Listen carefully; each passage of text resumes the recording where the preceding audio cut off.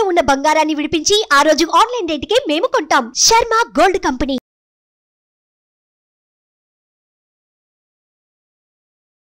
నమస్తే, welcome to Suman TV. నేను మీ యామ్ని. ప్రస్తుతం మనతో ఉన్నారు ప్రముఖ ఆధ్యాత్మికవేత్త, ప్రముఖ జ్యోతిష వాస్తు పండితులు మాడుకుల శివప్రసాద్ గురువు గారు ఉన్నారు. మన గురుగారితో మాట్లాడదాం. నమస్కారం గురుగారు. ఆశీర్వచనం తల్లి. గురుగారు, ఈ క్రోధినామ సంవత్సరంలో అసలు మేషరాశి వారికి ఏ విధంగా ఉంటుందండి? అంటే వీళ్ళకి సంబంధించి ఆదాయం కానీ, వ్యయం అంటే అవమానం, రాజపూజ్యం ఏ విధంగా ఉంటుందండి? శ్రీ మహాగణాధిపతయే నమః. ఐం మహాసరస్వత్యే నమః. శ్రీ లలితాంబికాదేవియే నమః.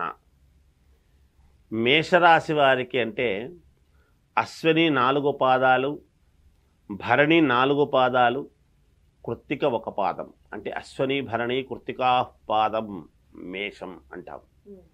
ఈ మేషరాశి వారికి ఆదాయము 8, వ్యయము 14, రాజపూజ్యత 4, అగౌరవము 3 అన్నాడు. మరి వ్యయం ఎక్కువ ఉంది, ఆదాయము తక్కువ ఉంది కదా అని అనుకుంటాం. సహజం, ఉంటాయి అప్పుడప్పుడు. ఎప్పుడూ మనకు అనుకూలముగానే ఉండాలి అంటే ఉండవు. అంటే వచ్చిండేటువంటి మిగతా వ్యవహారాలన్నీ కూడా చూడాలి కదా మనము.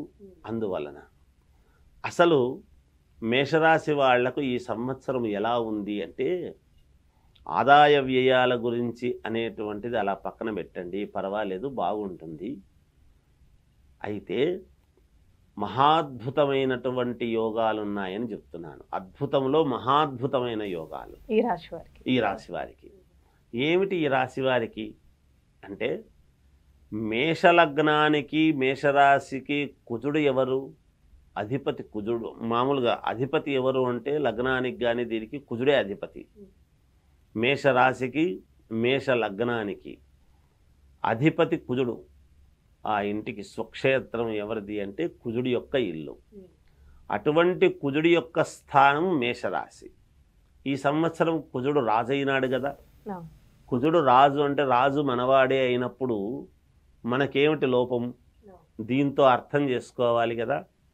మేషరాశి వాళ్లకు ఎంత రుణాలు ఉన్నా తీర్చుకోవటం, ఒకవేళ చిన్న పొలం నాకేమి లేదండి, ఒక 100 గజాలు మాత్రమే ఉంది అంటే ఆ 100 గజాలకే కొన్ని ఎక్కువ రెట్లుగా డబ్బు రావటము, డిమాండ్ పలకటము, ఐశ్వర్యము రావటము, వాళ్ళు ఏది అనుకుంటే అది జరగటము, అనుకున్నదల్లా ఈ సంవత్సరం ఖచ్చితముగా 100కి 100% ఏది అనుకుంటారో అది జరగటం, ఏది పట్టుకున్నా అది వాళ్లకు విజయముగానే లభించటం. ఇందులో వ్యక్తిగతమైనటువంటి జాతకాలు ఎవరివైనా ఉన్నప్పుడు వాళ్లకు ఏమైనా చిన్న చిన్న ఇవి ఉంటే చూసుకోవాలి తప్ప, రాసుల ప్రకారముగా ఉన్నదైతే మహాద్భుతమైనటువంటి యోగం అని చెప్పవచ్చు. అద్భుతములో మహాద్భుత యోగం. రాజే ఇక్కడ కుజుడే ఇదైనప్పుడు ఇబ్బంది ఏమిటి? ఇంకా ఇవి కాకుండా కీర్తి, విపరీతమైనటువంటి కీర్తి వస్తుంది. ఎక్కడో మారుమూలన ఉండేటువంటి వ్యక్తికి కూడా అబ్బా ఆ వ్యక్తి ఇలా గొప్పవాడైనాడు అనేటువంటి ఒక ఇది రావటం. అతనిది ఏదో ఒక 100 గజాలు ఉంటే ఇంత పలికింది, అందువల్ల అతనికి ధనం వచ్చింది, ధనం వచ్చి దానివల్ల అతను ఇదైనాడు అనేటువంటి ఇది రావటం. ఇలా ఏదో ఒక రకంగా ప్రజలలో కీర్తింపబడడం అనేటువంటిది జరుగుతుంది. ఇంకా ఆల్రెడీ ప్రజల్లో ఉండేటువంటి వాళ్ళకి ఎలా ఉంటుంది? ఒక రాజకీయ నాయకులు కావచ్చు, వ్యాపారస్తులు కావచ్చు, ఇంకొకరు కావచ్చు, ఎవరైనా సరే జనాల్లో ఉండి లిటరరీ పర్సనాలిటీసు వీళ్ళందరూ ఉంటారు కదా.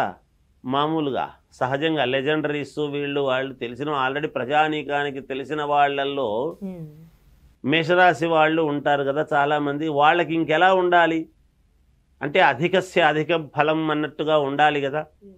వాళ్ళు ఏమనుకుంటే అన్నీ కావాలి కదా. ఇంకా అలా కీర్తి, ధనలాభం, విపరీతమైనటువంటి ధనలాభం అనేది ఉంటుంది వీళ్ళకు.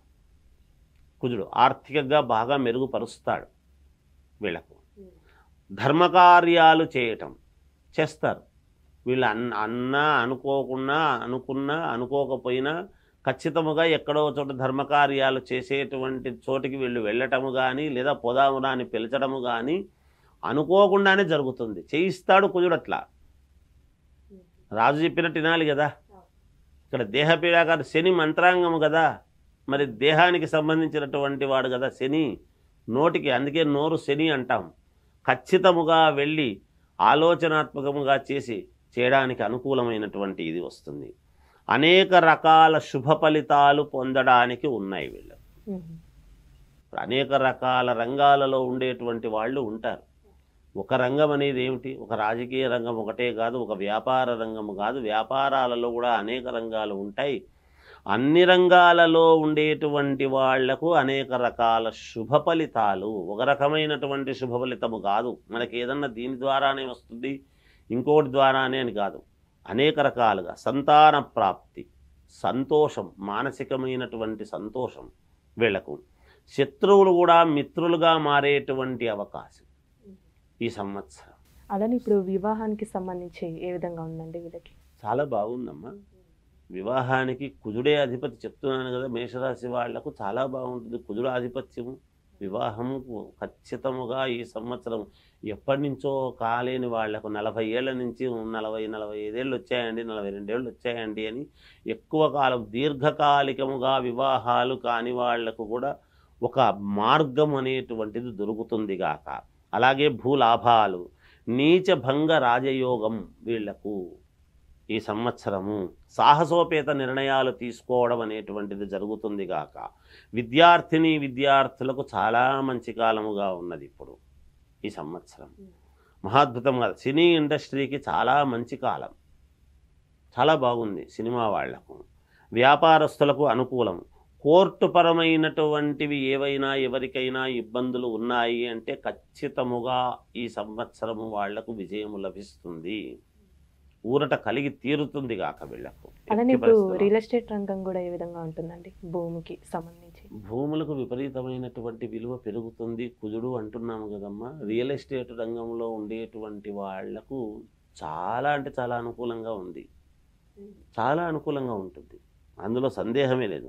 రాజకీయ నాయకులకు కూడా మహాద్భుతమైనటువంటి యోగము ఉన్నది. నేను చెప్పేది ఏమిటి అంటే ఎవరికైనా చాలా బాగుంది ఇది. మేషరాశి అనగానే ఇంకా వాళ్ళు చూసుకోవాల్సిన అవసరం లేదు. మేము ఒక మాట చెబుతాను, ఒక రత్న భాండాగారానికి తలుపులు తెరిచినట్టుగా ఉంటుంది మేషరాశి వాళ్లకు, ఒక్క మాటలో చెప్పాలి అంటే. అయితే వాళ్ళ వ్యక్తిగతమైనటువంటి జాతకాలు ఒక్కసారి పరిశీలన చేసుకొని ఏమైనా ఉంటే సరిదిద్దుకోవాలి. వీళ్ళు ఈ సంవత్సరము గోసేవ, అన్నదానము వంటివి గనక వీళ్ళు చేస్తున్నారు అంటే వీళ్ళకు పరమ పుణ్యప్రదం, వీళ్ళ సంతానానికి యోగమవుతుంది. ఇది అమ్మ మేషరాశి వాళ్ళ యొక్క ఇది. చాలా చక్కగా తెలియజేస్తారండి, ధన్యవాదాలు. సుమన్ టీవీలో మీ పర్సనల్ అండ్ బిజినెస్ ప్రమోషన్స్ కోసం కింది నెంబర్కి కాంటాక్ట్ చేయండి.